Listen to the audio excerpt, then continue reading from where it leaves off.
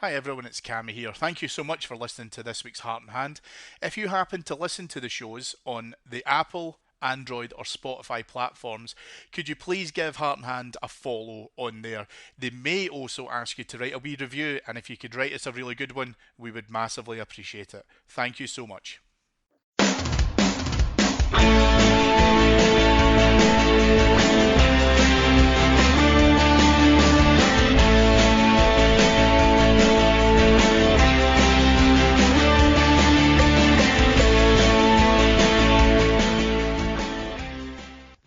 Hello, everyone, and welcome to Heart and Hand, the Rangers podcast. This is your extra show for the week. My name is Cammy Bell. I am your host as always, and it is a delight to be speaking to you this week after a Rangers victory in the Scottish Cup semi-final. But I've got another treat for you, and that is in the form of my wonderful guest this week, Miss Laura Clarke, joining me all the way where you are, which is over there, sunny Belfast. What an introduction, Cammy. Thanks very much. Thanks for having me on. Nice to be coming on after a victory. You had asked me to come on last week, and we just couldn't get a time that suited both of us. So I'm quite glad I managed to dodge that one, and I'm on this week instead.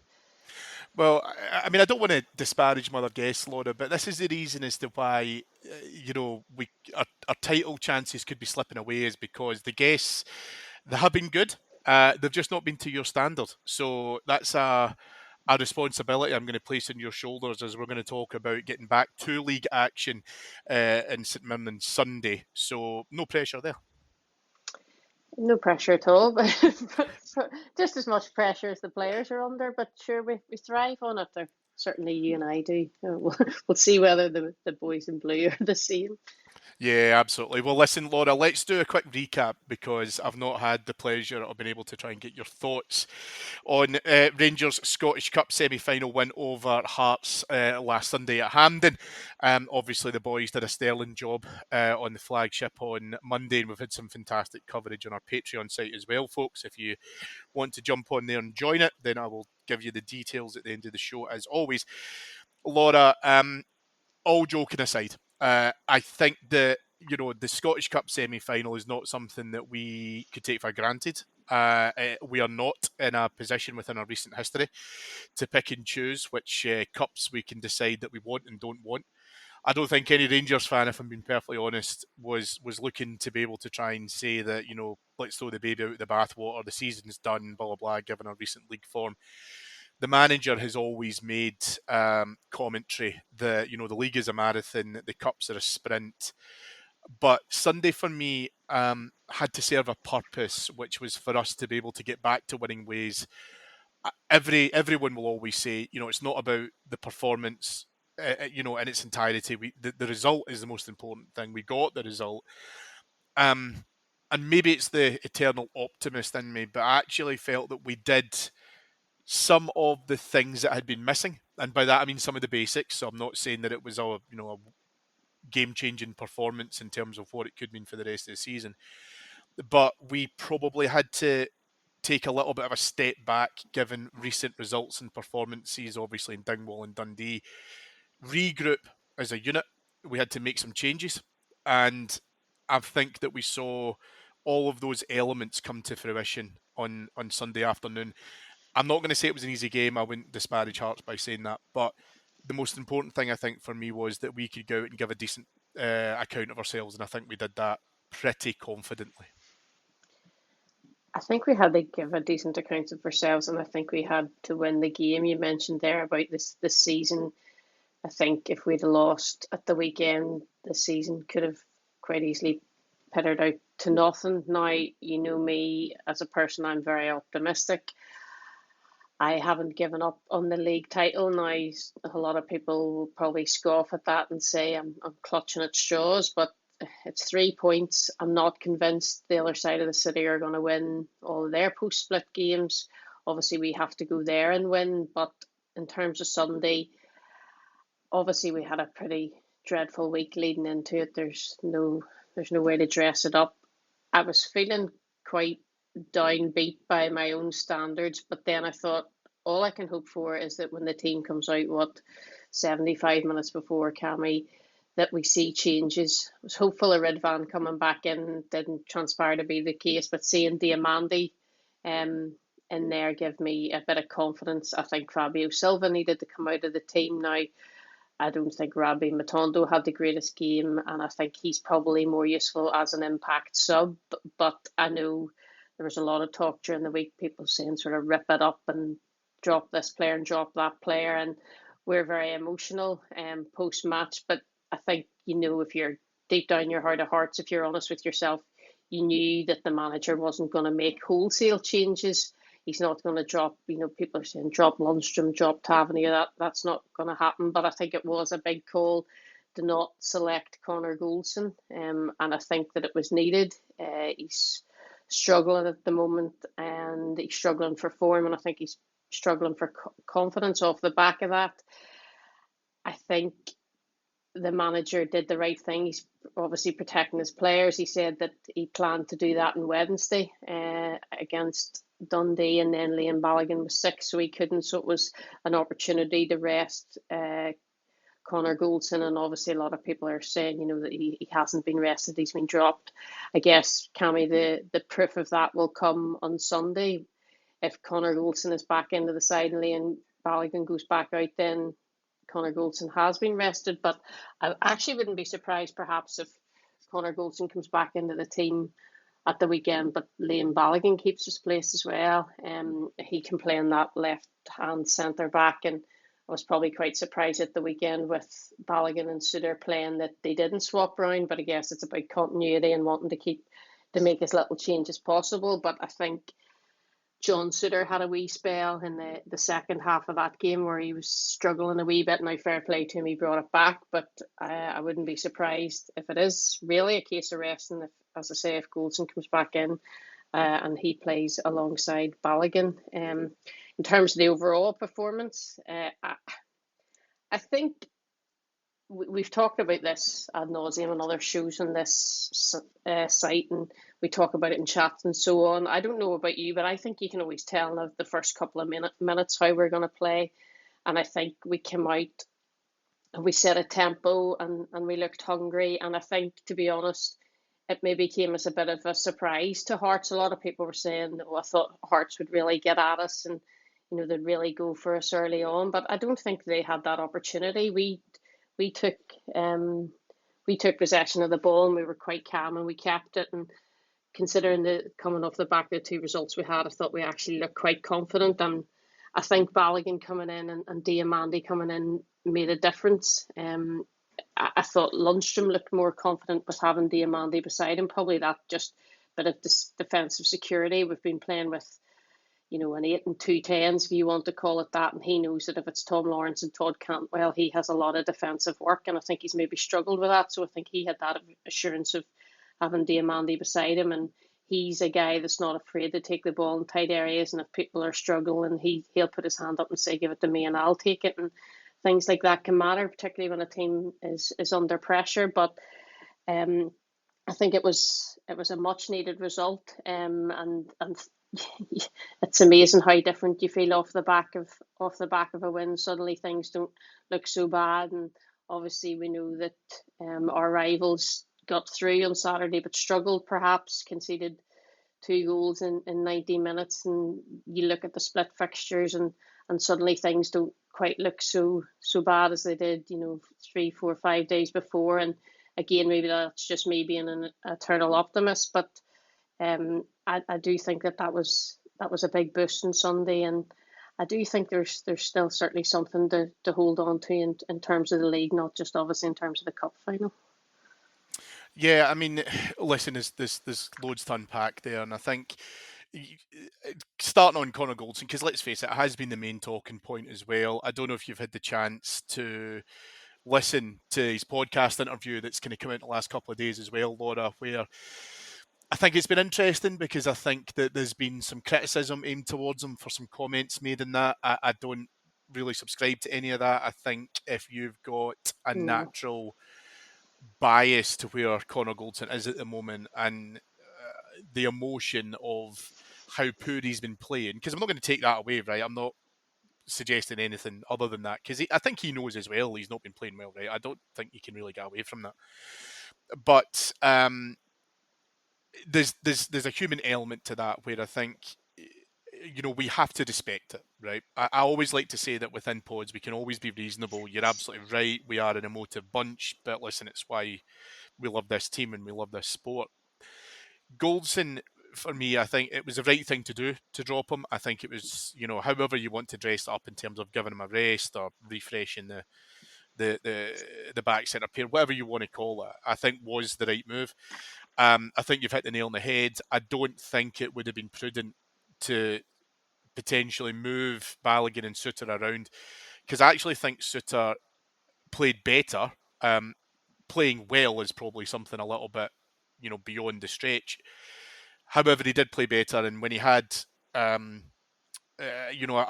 poor spell in the game, he did recover, as you said. So I think that even if he can take that as a positive out of the game, then fantastic. There's clearly something, and I think, we've spoken a lot that it felt to me, especially in Dundee, that we had a Rangers team that was just afraid to take risks. And we've seen that from some of these players previously, almost reverting to type. I'd like to play a safe ball. I don't want to play a risky pass, or if I do play a risky pass, the likelihood is it's not going to be able to come off. And Connor Goldson was guilty of that, right? There's no getting away from it. What I think we've seen in that terms of that difference is Mohamed Diamandi coming in, I think wanting the ball, which I think, again, signifies that bravery, but being able to do something with it. He's not just coming in to take the ball and not be able to try and produce anything. And I think that almost gives us a settled feel, that, again, if you're in a little bit of trouble, a little bit of bother, close quarters, or you're being pressed, then you can give the ball to this guy and you know that it's going to be looked after. Sometimes I think there's elements where we've maybe played the ball to certain players where you worry about losing it, and then all of a sudden you're on the retreat again, which again doesn't help when you're looking to be able to try and press forward as much as you can. And I think if we could talk about where Todd Cantwell started to come back into a good bit of form, it probably couldn't have happened at a better time. And it's strange because, again, the psychology of the semi-final, I think, for me, allowed the opportunity for us to be able to recover some form, to obviously get a good result, to progress us through to the final. All of those things are fantastic. But the flip of that coin, Laura, is I think it psychologically could have been a disaster if we had went out on Sunday. I think that it almost turns the final into a procession because I know Celtic have had issues with Hearts recently. I'm not decrying that, but I just don't think, for me at least, that Hearts team would have been able to muster a challenge against Celtic because we didn't see too much from them ourselves. So for all of those reasons, I think that you can only really look at last Sunday as a massive bonus.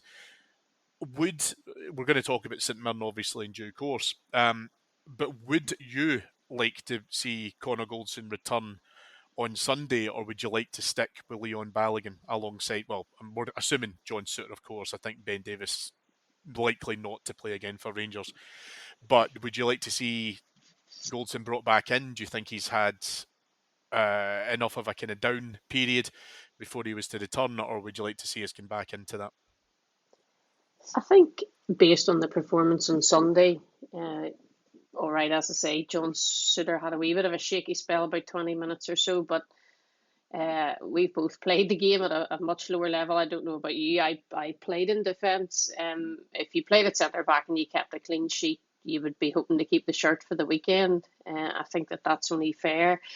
They looked pretty assured. If he did come back into the side and it was beside Balogun, I don't think I'd be overly stressed about that either, because Connor Goldson, for me, is a guy who plays much better when he's more assured of the partner beside him. We saw that in the season that we won the league. Him and Hollander formed a pretty formidable partnership, and he could just concentrate on what he was doing because he didn't have to worry about the guy beside him.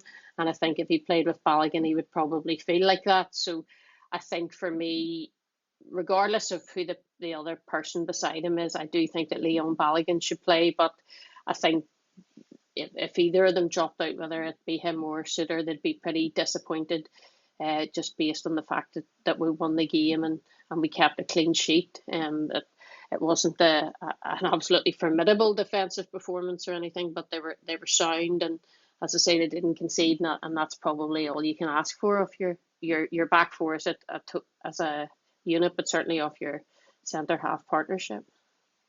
And I think, I want to come back just to kind of talk a little bit around the manager because, last Wednesday's post-match comments, I think, caused certainly some reaction. And then he makes a decision to take Connor Goldson out of the team. And I think that, you've certainly seen from that he's not afraid to make decisions. I agree with you, by the way. I don't think the reaction to everyone in terms of saying let's drop Tavernier, let's drop Goldson, let's drop Lundstrom was in any way feasible. Tavernier, by and large, has a protected area at right back because we've got little to no options we can put in there unless we start shuffling the pack like dominoes. But I think dropping your vice captain, I think, does make a statement. I think that it bodes well in the fact that it probably shows that we don't have anyone who may feel that their position is 100% guaranteed under this manager. Again, caveat that with, as long as you've got some form of replacement that can potentially come in and step in for you.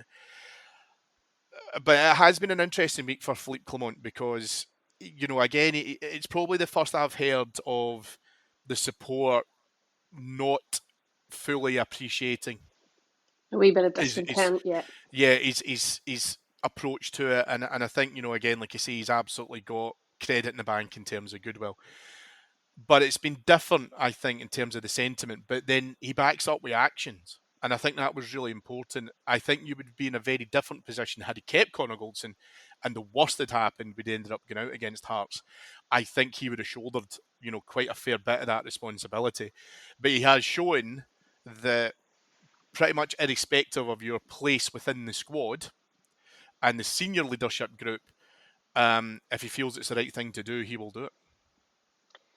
I think for me, the old adage, actions speak louder than words. And I know a lot of people were disappointed, frustrated, angered by Clement's press conference after the Dundee game. And I was watching it along at home, which I'm sure a lot of people listening to this were, and his general demeanour and the way he spoke with his coaches at full time and towards the end certainly made it evident to me. I thought watching on that he was not happy. He was not happy with how we played. He was not happy with some of the decisions that we made as they were cutting back to him during the game. Excuse me. And a lot of people said, how hard is it to just come out and say this and say that? And he's gaslighting us, saying that we played well, and that was a reaction. But I think as well, and I think I said this to you guys, this is the first real adversity he's faced with this squad. Now, we are scarred by, let's be honest, years of these performances at times when it matters in the league, and we're thinking, I think that the biggest concern was that he's not going to throw the players under the bus, right? He needs them between now and the end of the season. This is the first adversity he's faced with them, so he's used that considerable amount of credit that you mentioned that he has built up to go out and bat for his team. Now, the concern that I had, because again, evidence-based, this has happened before with the previous 2-3 managers.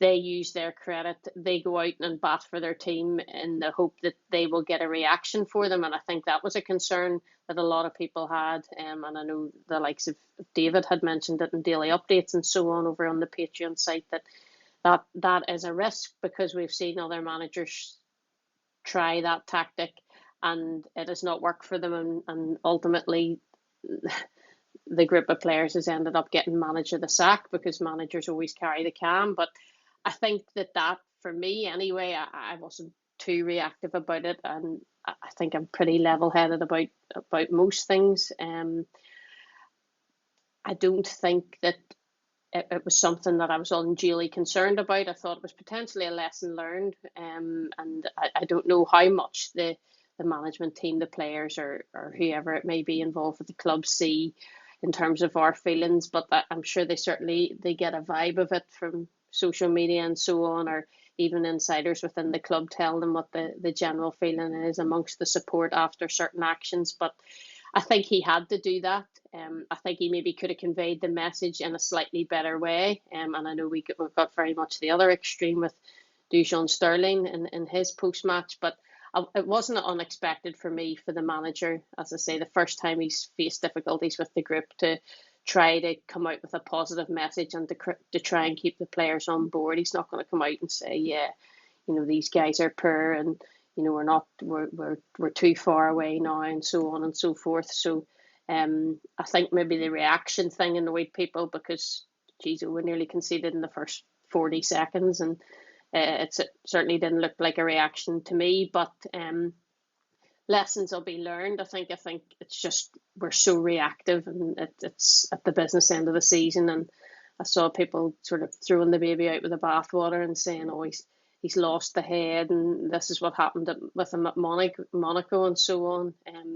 I thought that was a wee bit reactionary, but I think the players did okay. It wasn't a vintage performance on Sunday or anything, Cammy, but I think that they did repay that wee bit of faith that he showed in him. But as much as he was saying certain things, the actions in terms of the team selection, we were all crying out for changes and for Goldson to come out and Fabio Silva to come out. That's all you can ask for. As you said, if he'd have said those things and then there'd been no changes to the team and it had been the same old slog that we'd seen in the previous two games, then for me, alarm bells really would have started to ring. But we've been there so many times before that managers are saying one thing and they continue to back that up with their team selection. But the team on Sunday showed that he did acknowledge that things were wrong, things needed to change.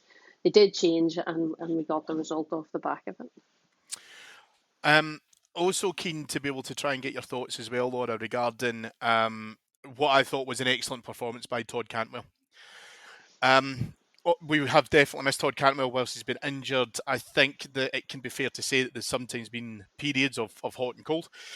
But for me, especially for the setup for the Dessers goal, where I think that's vintage Todd Cantwell. Been able to get the ball within space with some real estate in front of him. He's able to progress with the ball. I think he loves being able to try and do that. He sucks in three Hearts players to be able to try and do something with him, which within itself creates the room for Cyriel Dessers. Obviously, first shot's well saved. He scores with the second attempt, but I think that, when you look at the league run-in now, because, we can't even look towards the Scottish Cup final. We've got more important games than that right now. But as you mentioned earlier on, the league is not over by any stretch. I'm not suggesting, by the way, for anyone listening to this, that I'm confident that we'll win it. I think we've got a lot of work to be able to try and do. But it was certainly, Laura, for me, will be made a hell of a lot easier when we're able to use Cantwell within a position to go forward with purpose, attack with intent, driving the team up the park with him, but also being able to try and put, I think, probably some doubts and questions into opposition players about what he's looking to be able to try and do next, because there's plenty of times where we know that Cantwell has tried to drop a shoulder and get a shot away himself. If he can continue to mix that attacking intent, but also being able to set up opportunities, we've got a very potent weapon there. He is going to get targeted. We've seen that beforehand as well, where players will, have a wee clip at him. I've been critical in the past of him potentially reacting to that. I'm not so much worried about that anymore, because I actually think he's phased part of that out of his game. But I think you saw the Dessers. I mean, he celebrated that goal as if he was the one that scored it. But that's where he absolutely wants to be. It's what he wants to do with the ball, and I think it just suits his style of play so well. We need to be able to continue feeding him that and almost give him this feeling of, um, invincibility as he goes forward because he knows he's going to create chances. It's, I think, going to be a key part to what we can still succeed this season. I think Todd Cantwell is the type of player that thrives on being the star man, and we'd be more than happy to give him that crown, but he probably needs to show it a wee bit more often. Now, you know that I am a huge fan of Todd Cantwell. I think he's a great player. He's got that bit of dynamism that you need and that bit of creativity. I think that he as well, Cammy, was boosted by Mohamed Diamandi coming back into the team. And, you know, I know in the past we've said we don't need two defensively minded players with, you know, two sixes to play against most of the league. But I don't think Diamandi is a defensive midfielder in the sense that the likes of a Lundstrom was or a Stephen Davis was previously. I think he's more of a number 8. He can see a pass, he can carry the ball, and I think I understand the thought process behind it in terms of creativity of picking Cantwell and Lawrence together, but I don't know about you, Cammy. I'm just not convinced that it works because they're two very similar type of players. They both seem to want to do the same role, which often leads to them occupying the same spaces. And then it nearly brings both of them out of the game because there's not an opportunity to use either of them. And I think it's kind of been counterproductive, although I can understand the thought process behind it. But Cantwell had come into a really good spell of form, and then just as typical as our luck over the last, I don't know how many years now, he picked up an injury, but he's came back in now at obviously a critical stage of the season. He's up to speed.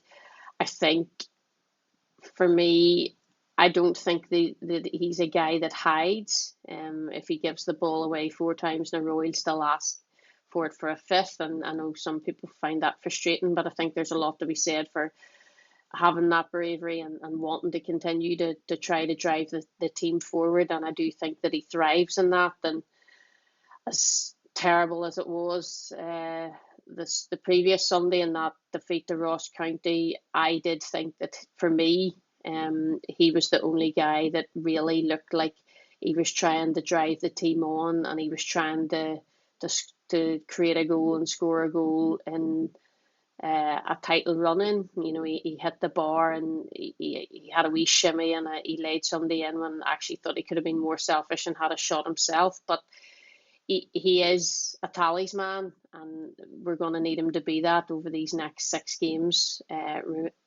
remaining this season. I do think he has the shoulders to wear it, and I think he really thrives off the energy that we give him. You mentioned him celebrating himself. I've seen him do that in the past, I think.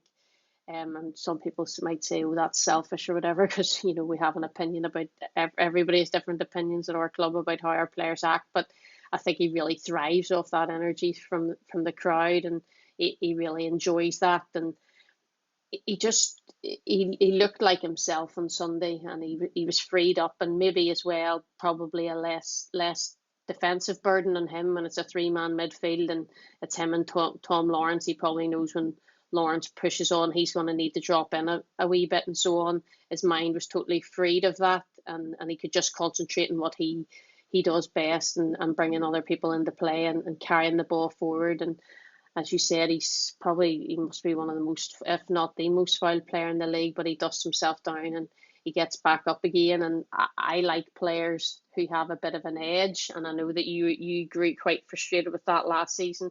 I don't think he's necessarily lost that edge, Cammy, but he's certainly in a more managed way. He's certainly reacting better to the fouls, and he's not becoming as preoccupied with it as he was previously. But he has an opportunity now to, I think, really stake his claim as a top Rangers player, you know, in that top group. And obviously, you know, I'm not going to say that we're not, because it's not mathematically impossible. There's still an opportunity for this side to win a treble, and if they were to go on and do so, and he played a big part, that's the sort of things that we remember at this club, you know. And it'd be the same with even the players who haven't played so well, you know.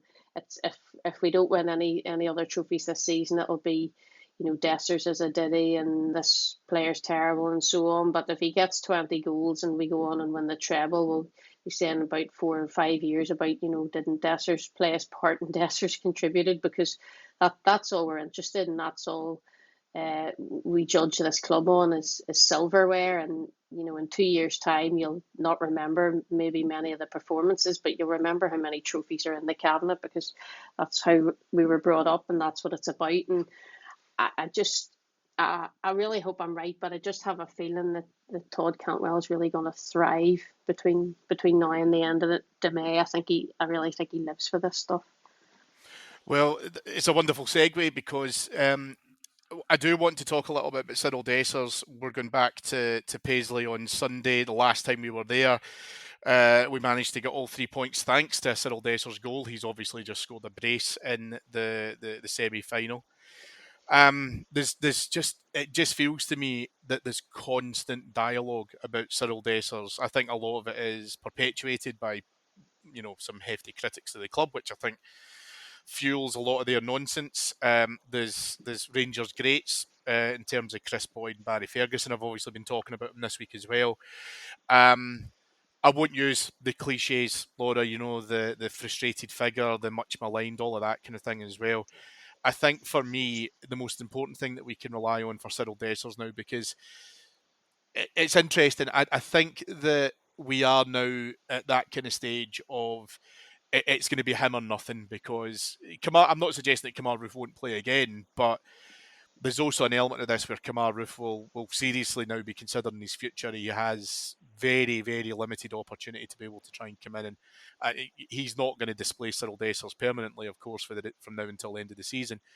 So we're now kind of banking a lot of our chips on Cyriel Dessers, and it's really interesting to me because, we've heard the manager talk about away fixtures such as St Mirren as, we need quite an industrious performance. And one of the things that I think's been a big plus in Cyriel Dessers' book since Clement has come in, that I do see more physicality around him. I've been, publicly critical of him prior to Clement coming in.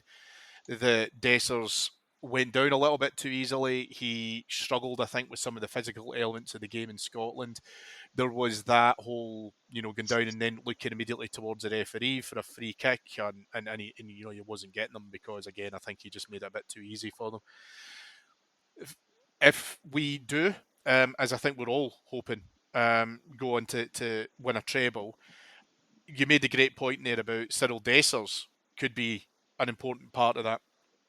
And I don't think for a single minute anyone back in September or October would have turned around and said that, Cyriel Dessers would have been able to get the amount of goals that he's going to end up getting this season, because I just think that looked beyond him.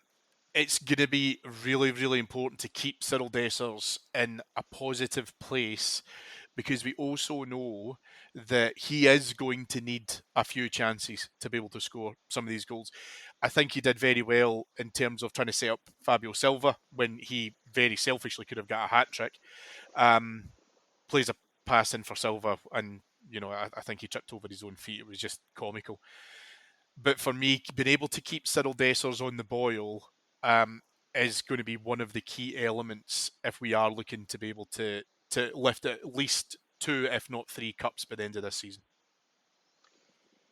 Yeah, I think people have made up their mind about Cyriel Dessers, and he had an incredibly poor start to his Rangers career. You remember at the end of September, that Aberdeen game, obviously, which was the previous manager's last game. I sat with Caroline and our brother Angus at the game, and to see him booed off as he was subbed because he was just that poor, and I thought, this guy just cannot wear the shirt again. And he has come back from what has been a really difficult start. Now, do I expect Cyriel Dessers to be the number 9 for Rangers next season? No.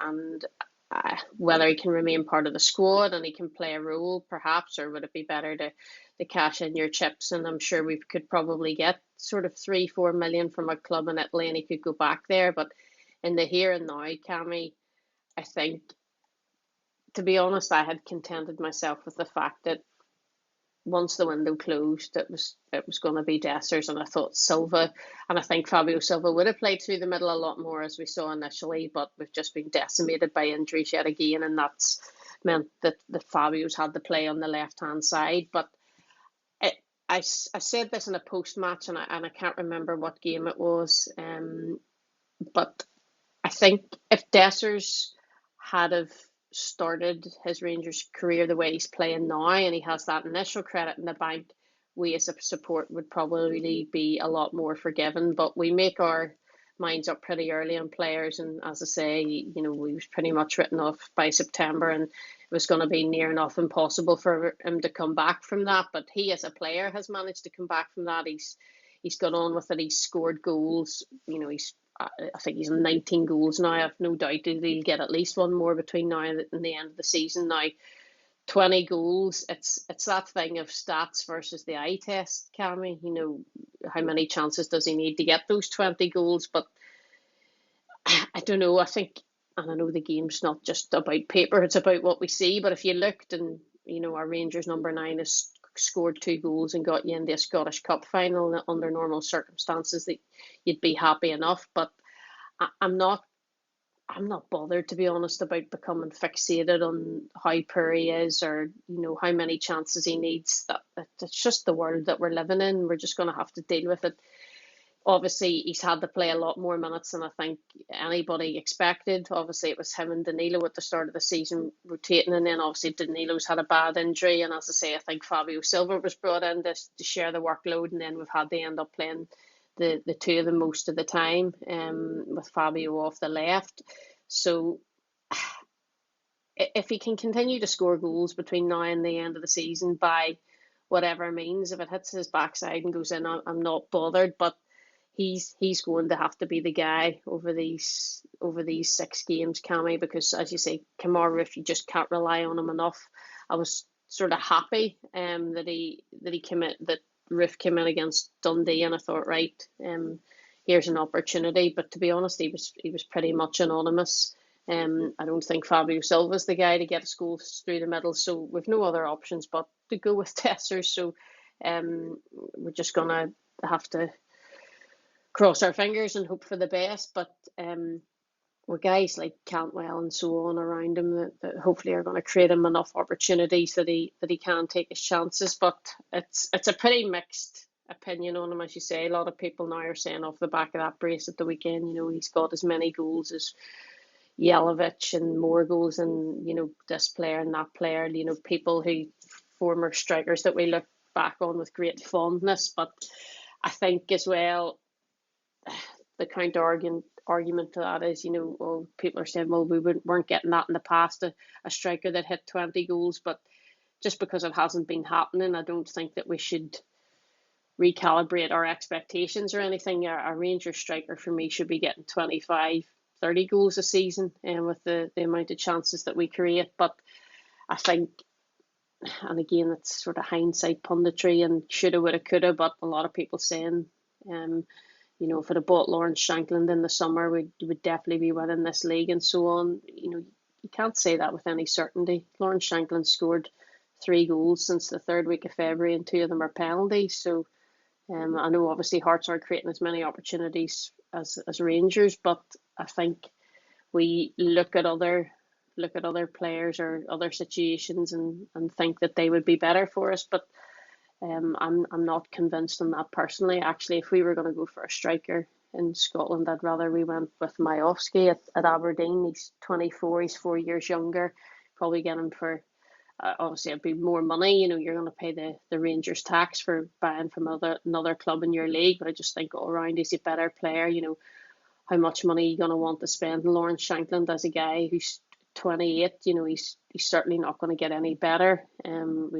Dessers was a big outlay, and are we really going to want to spend that much money again on a striker? And I'm sure it would be big wages. If we were looking at a player within our own league, I think we should be looking elsewhere and looking at Majowski, because I do think that he is the all-round package, and I think he's a lot quicker and he's a lot better ball carrier. But whether we look at any of those players remains to be seen. But right now, between now and the end of May, at next 4 weeks, I'm not going to berate Dessers. I might at the time, Cammy, in game, but I'm not going to go on to my social media and give him a barrage of abuse because I personally just don't see the benefit of that. He's here and he's ours, and we need him, and we've nobody else. So let's hope he can do us a turn.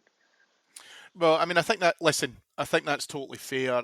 And again, the Cyriel Dessers argument of, could we have bought someone else or should we swap him for something? Like, I mean, you're never going to, as you rightly say, get a definitive answer to that because it's all theory, of course. But one thing that's irrefutable in my eyes, Laura, is a point you made earlier on, which is the kind of peaks and troughs of Cyriel Dessers. And I think that you've got to respect, irrespective of how you rate him as a player or, whatever, I think you've got to respect how he's been able to persevere and come back against, those boos and the jeers and all of that kind of thing as well. Because he could quite easily have just turned around and went, look, this is not happening.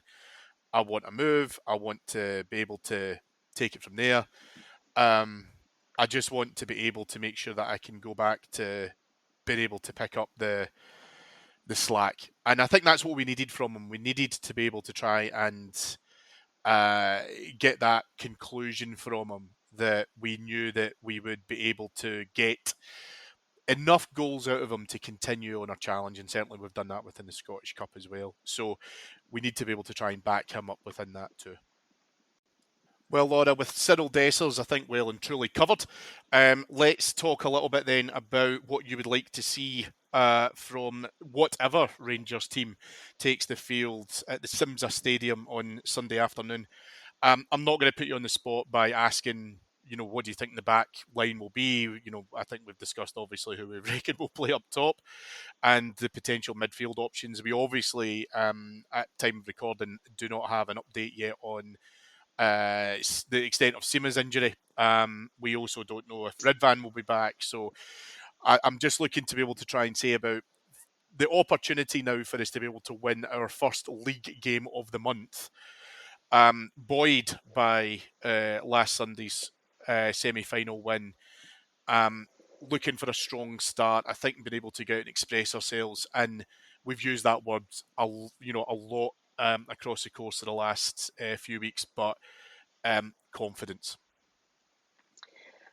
I want to see a performance, Cammy. Obviously, I want to see us picking up 3 points, but I want to see us put in a performance. And you said that right back at the start of the show, and a lot of people say that, but I'm not too bothered about the performance as long as we win, and that's all well and good saying that, but that's not how football works. You can't continue to play poorly and pick up results. A sign of a good side is when you don't play poorly, or beg your pardon, when you do play poorly, you still win, but that needs to be an odd occasion. That doesn't need to be week on week because it's just not sustainable. And one poor performance leads into another, as we've seen over the previous handful of league games. We haven't been great, to be honest, probably since that comeback win against Kilmarnock. I don't think it's unfair to say. So hopefully Sunday will give us a wee bit of confidence and a bit of a platform to build on. Obviously, the result is critical at this point in the season, but I think we do need to continue to build up that confidence. We need to continue to play well and build partnerships. And I would love to see Ridvan coming back into the team and to be fit. You said you're not going to ask me for my team, but I think if Ridvan came back in, I would be content. And as much as Sima would be a big miss, I was a bit disappointed to see him coming off, and I worried have we rushed him back? Was he not fit, or is it just more bad luck? But I don't know. On the TV, he looked like he touched his right hamstring a couple of times, so could just be a bit of tightness. But if he's not fit, and if Ridvan was back, we have options there, and Dujon Sterling and obviously Ross McCausland, and I'm going to have that natural Northern Ireland bias, but I thought McCausland did well when he came on at the weekend. He can be a wee bit one-dimensional at times, but he has that fight and that endeavour, and I think that if he's available or if Sterling's available to play on the right, we'll be okay. I actually would like Seema to go back over to the left-hand side because I don't think we've found a solution there. I don't think that's working with Fabio Silva. I think Matondo's more, as I mentioned earlier, an impact sub when games are stretched and teams start to come out a wee bit more, or they start to tire and they're not working back quite as hard as they were at the start of the game. So we'll see what comes of it.